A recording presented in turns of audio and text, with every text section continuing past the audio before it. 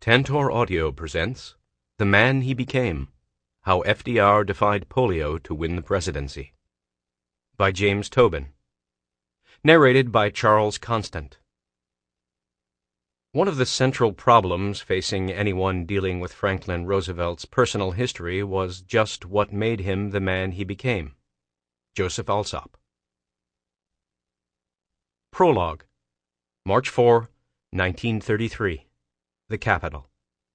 Franklin D. Roosevelt sat in a plain chair waiting to be summoned to the chamber of the United States Senate. It was 11:30 in the morning on the day of his inauguration as President of the United States. At noon, he was to watch his running mate, John Nance Garner of Texas, take the oath as Vice President. Then he would walk outside for his own swearing-in at 1 o'clock. He was waiting in the room reserved for the Senate's Committee on Military Affairs. Several assistants sat with him, among them his eldest son, James, always called Jimmy, 26 years old, brawny and an inch or two taller than his father. At 10 minutes to noon, someone looked in and said they were ready for him in the Senate. Roosevelt hitched himself to the edge of the chair, placed his hands on his thighs, and pushed until his legs were straight out in front of him. He felt through the fabric of his trousers for metal locks on the custom-made braces that encased his legs. Then he snapped the locks shut so his knees would not buckle when he rose. Jimmy stood and faced him. Father and son grasped each other by the arms, and, with a quick heave, the elder Roosevelt rocked up onto his feet and straightened at the waist. With one hand he grasped a wooden cane. With the other he held Jimmy's arm. Under his trousers, the bars and cuffs and belts of his braces held his legs rigid from his heels to his buttocks. His cane, his son, and his own stiffly braced lower body formed the three legs of a reasonably stable tripod. Slowly they moved across the room and into the corridor. There Colonel Edward Halsey, Secretary of the Senate, met them and held up his hand.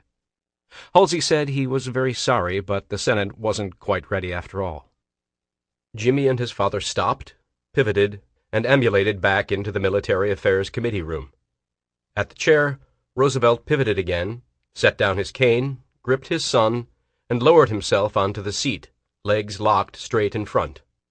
He reached behind his knees, undid the locks, pulled his knees up, hitched himself backward, and rested his hands on the arms of the chair, ready to tighten his grip if he began to tilt and fall to the floor. After 10 more minutes, the Senate was ready. Jimmy stood. Roosevelt pushed his legs down and locked the braces. Father and son heaved, and he was standing. They moved across the room and into the corridor, where members of the Committee on Arrangements waited to escort him. A voice ahead of him was announcing, "The President-elect of the United States." Then he was inside the brilliantly lit chamber. Senators, congressmen, the justices of the Supreme Court, the military chiefs, members of the diplomatic corps, his children, his mother, his wife in a purple-blue gown, holding an enormous bouquet of violets. All were looking at him. Jimmy escorted him to a new chair, and there, between President Herbert Hoover, whom Roosevelt had defeated in the November election, and Senator Joseph Taylor Robinson of Arkansas, leader of the new Democratic majority, Roosevelt sat again, unlocked the braces, pulled up his knees, and lightly grasped the arms of his chair. He listened as 15 new senators and the new vice president were sworn in, and the Senate of the 72nd Congress was declared adjourned. Then the Senate chaplain, the Reverend Zabarny Thorne Phillips, rector of Washington's Episcopal Church of the Epiphany, asked the assembly to rise for prayer. Every one of the hundreds of people in the Senate chamber stood up, except the president-elect. A reporter in the press gallery saw Roosevelt lean forward for an instant, as if by instinct, then he settled back. Senator Robinson, now standing, glanced down at Roosevelt. Robinson was hardly known for courtliness. He had once been suspended from the Chevy Chase Country Club for punching a fellow golfer on the 15th green. But at this moment he did something, another watching reporter put it, that should win him a golden mark in the Manual of Gentlemen. He dropped to his seat beside the president-elect. Everyone else in the room remained standing for the prayer. The moment came to move outside for the presidential oath of office and the inaugural address. the Capitol's corridors filled with people. The crowd jammed up at the great door that opened onto the Capitol's East Plaza. Roosevelt stood behind Herbert Hoover and waited, his bulky upper body pressed down on the joints of his knees. Holding himself upright was a concerted act of strength and balance. Then Jimmy and he, now in top hats, were out the door into cold gray daylight under lowering clouds, moving slowly down a long ramp that led to the speaker's platform and the lectern itself. Members of the Hoover administration, Roosevelt's own new cabinet secretaries, and members of Congress walked in a close-packed formation. 100,000 people were watching. 12,000 were seated. The rest stood in a crowd that spread across the plaza and East Capitol Drive, and up the front steps of the Supreme Court and the Library of Congress, and into the branches of the surrounding trees. 100 press photographers straight in front of him clicked their shutters. Newsreel cameras whirred. Roosevelt moved toward them all with a slow, swaying gait, Jimmy next to him, swaying in rhythm with his father. The procession blocked the crowd's view of anything but Roosevelt's shoulders and head.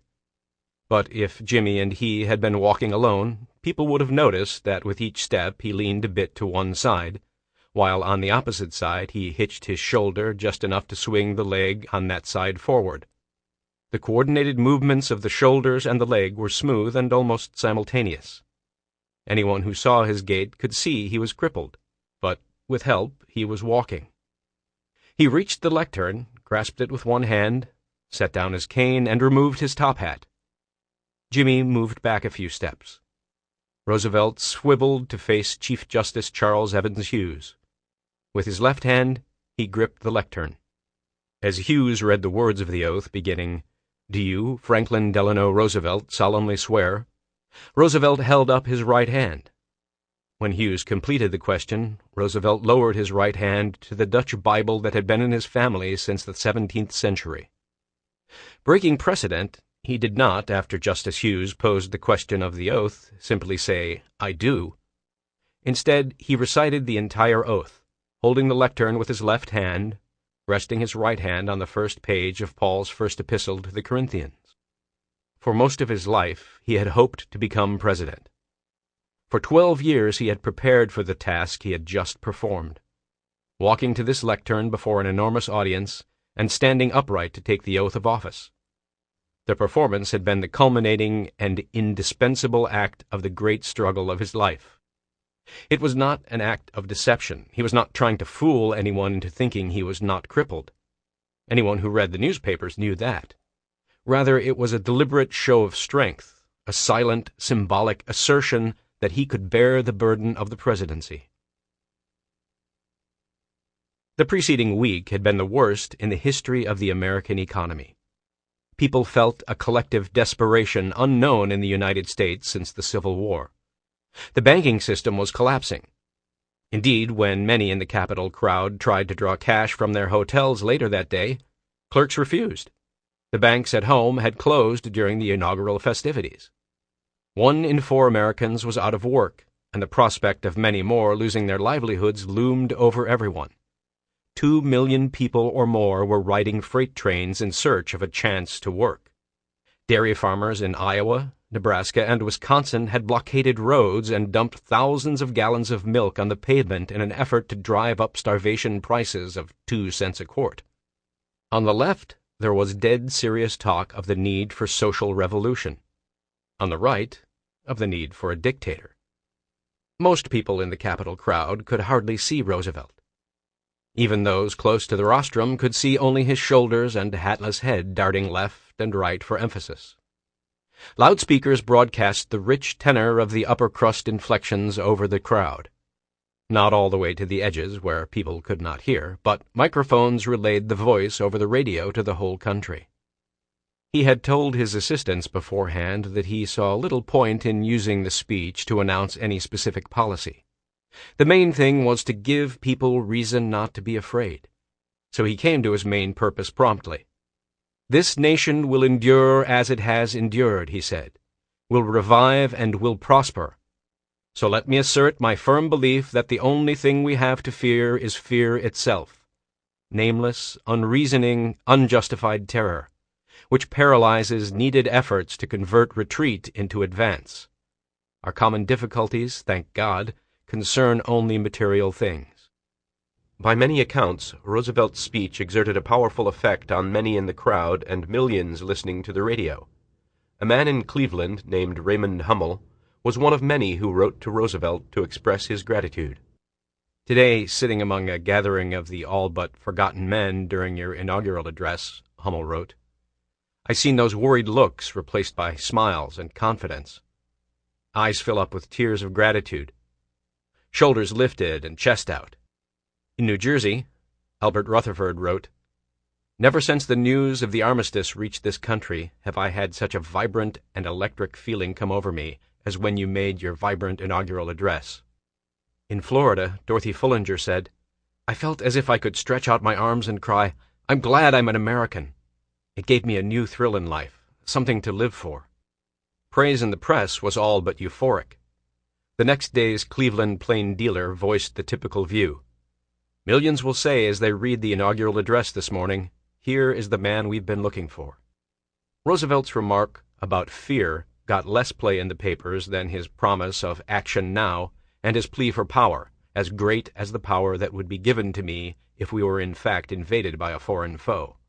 But in the coming weeks and months, as he kept his promise of extraordinary action, and people began to think the country might indeed recover from the catastrophe, they remembered the sentence from the inaugural speech. The idea that fear alone could paralyze, and that if one went ahead in spite of fear, the paralysis might recede. The only thing we have to fear is fear itself, became the epigram of the moment. Americans knew that Franklin Roosevelt's legs had been paralyzed by the disease that most of them called infantile paralysis.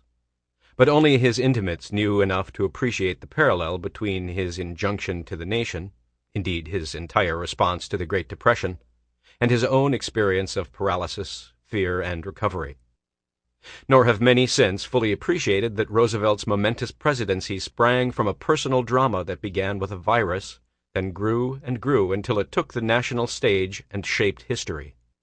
Roosevelt's gifts and flaws were myriad and mingled. He has always resisted efforts to see him whole. A distant cousin by marriage, the powerful columnist Joseph Alsop once wrote that one of the central problems facing anyone dealing with Franklin Roosevelt's personal history is just what made him the man he became. No one has solved that problem, probably no one will.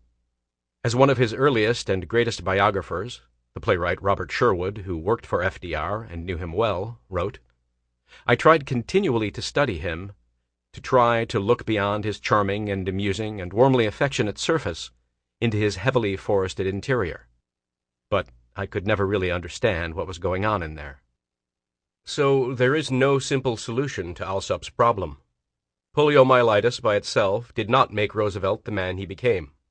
The determinants of anyone's life are legion. No single factor explains all. But one cannot see Roosevelt in full without a deep understanding of his encounter with disease and disability.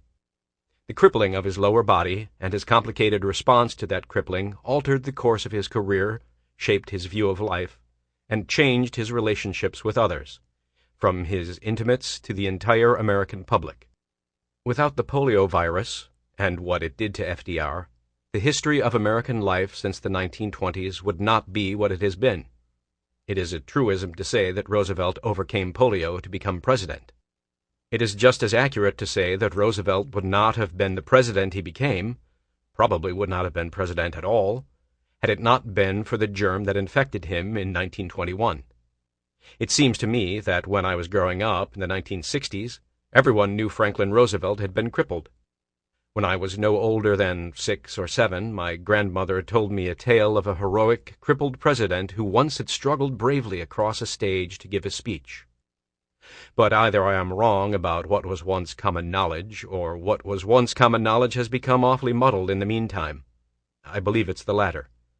But exactly how this happened is a puzzle to me. When I began research, I found that Roosevelt's major biographers, with the exception of Jeffrey C. Ward, had dealt with his paralysis as only an isolated episode. They described it in brief, then left it behind for the larger matters of politics, the New Deal, and World War II. Whether they believed the impact of polio on FDR to be great or small, they didn't say very much about it. That I understood. To tell an entire life story as large as Roosevelt's, even in several volumes, a biographer has to stick to business or find, as several who tried it have found, that his own life may not be long enough to finish the job. Nonetheless, the big books did not answer my questions about FDR's condition. I came to expect, when someone learned what I was doing, to hear something like this. "He hid it, right?" Or, "Isn't it amazing that it was all covered up?" I read Hugh Gregory Gallagher's book FDR's Splendid Deception, and suspected that Gallagher's main idea, that Roosevelt and the people around him engaged in a campaign of deceit about his condition, rather outran the hard evidence. Then I went back and sampled the arguments that raged in the 1990s over designs for the Franklin D. Roosevelt Memorial in Washington, D.C., and there I found Gallagher's idea about a splendid deception all over the place.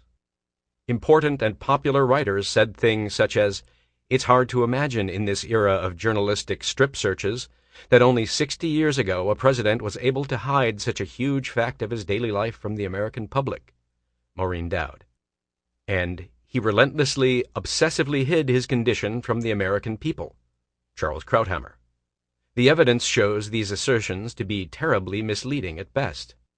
Yet, since that debate in the 1990s, such references to Roosevelt and polio have become commonplace.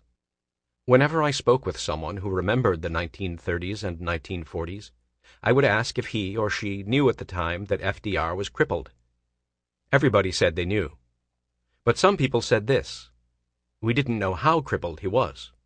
In contemporary source materials, I found the same remarks made by people who had seen Roosevelt in person when he was president. Many were surprised, even shocked, by the extent of his disability. This was especially true of people who happened to see assistants carry him up or down stairs. Others said, "We knew he was crippled, but people didn't talk about it." Or, "We knew, but we forgot about it." Or, "We knew, but we didn't think of him that way." People knew, but didn't know. Knew, but didn't think about it. Year after year, in the 1930s and 1940s, there was a massive national drive on Roosevelt's birthday to raise money to fight infantile paralysis, with Roosevelt's picture on posters and appeals over his signature. But people didn't think about the president being crippled. These were signs that I had a complicated story to tell. More complicated, certainly, than earlier writers had shown it to be. The story would have to take account of a culture in which, as Maureen Dowd put it, the journalistic strip search was indeed not routine, in which much more was kept private, and privacy was more respected than it is in our own time. It was not only a matter of what people did not know. It was also a matter of what people did not think they ought to know. In time, I came to focus on the period between the onset of Roosevelt's illness in 1921 and his first election to the presidency in 1932. Those were the years when an absurd wager of which no bookmaker would have given odds turned out to be a winning bet with a spectacular payoff. After 1932, his accommodation with disability was a fait accompli. That act in the drama of his life was done. Franklin Roosevelt said little and wrote less about what he really thought and felt. That was his strategy as a politician and his nature as a person. Not for him the meaty, introspective letters of biographical subjects who wear their hearts on their sleeves. The New Yorker writer Richard Rovere once remarked that as a writer of letters, FDR was a credit to Western Union and the Bell system. He regarded letter writing as a nasty chore, to be got out of the way as quickly and painlessly as possible. He did not keep a diary or write a memoir. One can learn a lot about what he did about his disability, including what he said about it to other people, which was itself a form of action. But no one will ever learn exactly how he felt about it. So this is a story pieced together largely from what Roosevelt and the people around him did and said. The mysteries of his heavily forested interior remain. But the silences guarding his condition are part of the story, too. This leads me to say a word about the lexicon of disability. After a good deal of thought, I chose to use the words crippled and cripple in telling this story. In our own era, of course, those words, though still used, are widely regarded as offensive. In Roosevelt's time, it was not so. People of the 1920s and 1930s attached those words to people without understanding that they were applying a social stigma, a scarlet C, that was often far more disabling than the physical condition itself. To understand Roosevelt's situation, in his time, not ours, one needs to enter a realm in which the stigma of physical disability was like the presence of oxygen in the air, utterly taken for granted, and therefore terribly powerful. I felt I could not lead the reader into that realm without using the words for his condition that he and everyone else used. Disability was in use then, too, but crippled was more common and more telling. To substitute words we now deem appropriate, such as handicapped, physically challenged, and the like, would be, I think, to paper over an essential element of Roosevelt's problem. Part 1. Virus and Host. Summer, 1921. Chapter 1. Infection. July 28, 1921. The virus that causes poliomyelitis entered Franklin Roosevelt's body in the summer of 1921. At the moment of infection, he was a famous and vigorous young man on the rise toward national leadership. The virus was small beyond imagining. 10 more years would go by before the first electron microscopes revealed that the polio virus resembles a distant planet inscribed with tiny canyons. The virus is not alive in the way a bird is alive, or even in the way a bacterium is alive.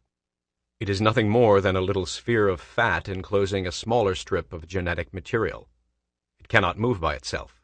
It does not eat or breathe. It is at most half alive, a parasite. To reproduce, it must enter a human body, then survive an onslaught from the protective machinery of the body's immune system, then blunder up against a welcoming cell in the human intestine.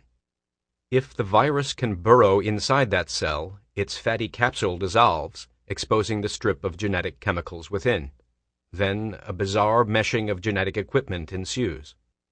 Like the two sides of a zipper, the strip from the virus unites with a matching strip from the intestinal cell, forming an assembly line that begins to duplicate the original virus by the thousand.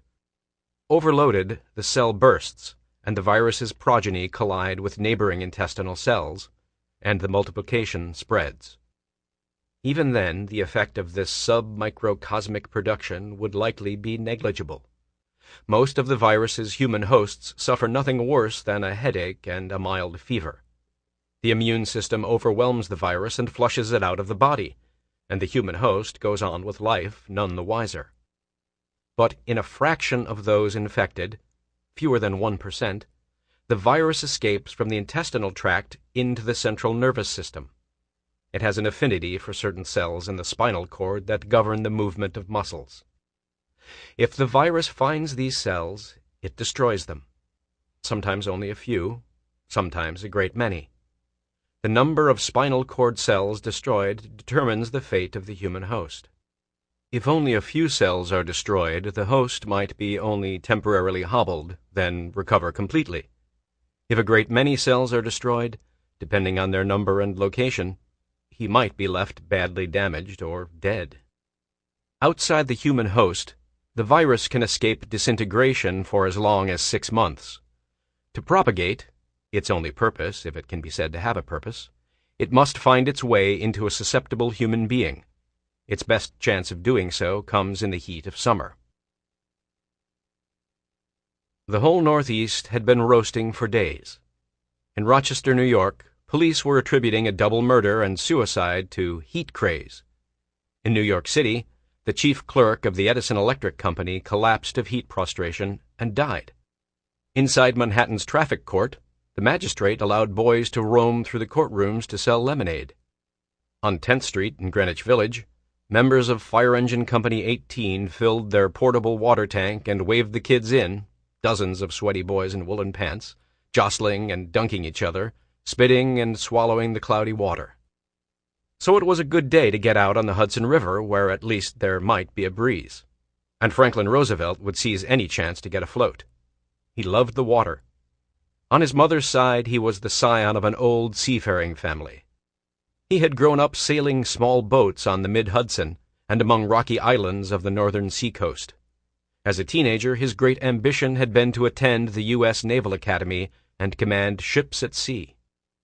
But his parents had said no, that his future lay among men like the ones he was joining for today's outing on the river. Well-dressed, well-educated, well-heeled men of business, law, and government. All were friends of the Greater New York Council of the Boy Scouts of America, of which Roosevelt had just been elected chairman. He found them gathering just after lunch in the clubhouse of the Columbia Yacht Club, a pleasant, low building with broad porches and big windows on Riverside Drive at the foot of West 86th Street. They mingled in paneled rooms hung with lovely old naval prints like the ones in Roosevelt's own collection, one of the finest of its kind in the country. Soon the men moved to the pier outside, then boarded small boats to be ferried to the steam yacht Pocantico, pride of Baron G. Collier, the largest landowner in Florida and one of the richest men in New York. Just after 2 o'clock, the yacht slid away from the city's edge and began to glide north up the river. It was bound for Bear Mountain State Park, 40 miles north, where the men would join hundreds of Boy Scouts for a tour of inspection and a big dinner. Scouting was all the rage, with a heavy concentration of members in New York and its suburbs. Among these boys, the summer outing to Bear Mountain was the focus of the entire year. Throughout the fall and winter, Scouts attended weekly meetings to learn skills to apply on the annual campout: fire-making, forestry, astronomy, mapping, compass reading, signaling, outdoor cooking. The whole point of the scouting year was to prepare for this trip. The boys earned the right to go. Roosevelt heartily approved of the Scouts. His oldest son was a Scout already, and he wanted his 3 younger boys to join when they could. He believed city boys should hike forest trails and learn to build a fire without matches. He himself had grown up tramping the woods and wetlands of his family's home up the Hudson, shooting and stuffing birds. That, to his mind, was a proper boyhood. A city-bred Boy Scout may be a product of the streets and of artificial conditions of living, he wrote, yet he discovers that the woods, the birds, the fields, the streams, the insects speak a language he understands. But he was taking today's trip to Bear Mountain not just for the sake of the Scouts, nor just to escape the sweltering city. It was the sort of event he attended these days as often as he could for political purposes. From 1913 to 1920, exhausting years of rearming, war, and demobilization, he had been Assistant Secretary to the U.S. Navy under President Woodrow Wilson. Then, just a year before, in July 1920, the Democratic Party had nominated him to run for vice president.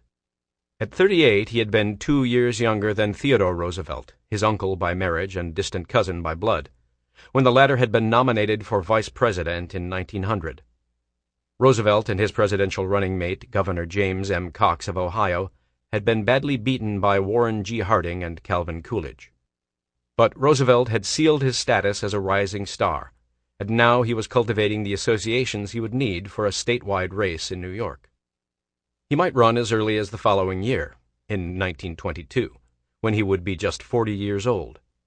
He might make a bid for the U.S. Senate seat occupied by William Calder, the Republican real estate developer who had built much of Brooklyn but made no discernible mark in Washington. Or he might challenge Nathan Miller, the Republican governor who had barely nudged the popular Al Smith out of Albany in the Harding-Coolidge landslide of 1920. Al Smith was Roosevelt's ally and friend, of a sort. If he decided to run for governor again, Roosevelt would defer to him. If not, Roosevelt would make a highly plausible Democratic candidate for governor of the Empire State, and thereby become, quite automatically, a potential candidate for president. There was no need to decide any of that now, in the summer of 1921. For the moment, after 8 years entrenched in Washington, Roosevelt was simply reestablishing himself as a New Yorker, thus the chairmanship of the local Boy Scout Council and a list of other good works for worthy local organizations. Each endeavor meant more opportunities to make new friends and bolster old ones. On this day trip to Bear Mountain, for instance, every handshake, every quiet chat, every photograph for the newspapers might do a little good toward the greater goal. He was only 39 years old. He possessed one of the great names in American politics. He planned to do a great deal. Aboard Pocantico, he was a tall figure telling stories and shouting with laughter. "I love it."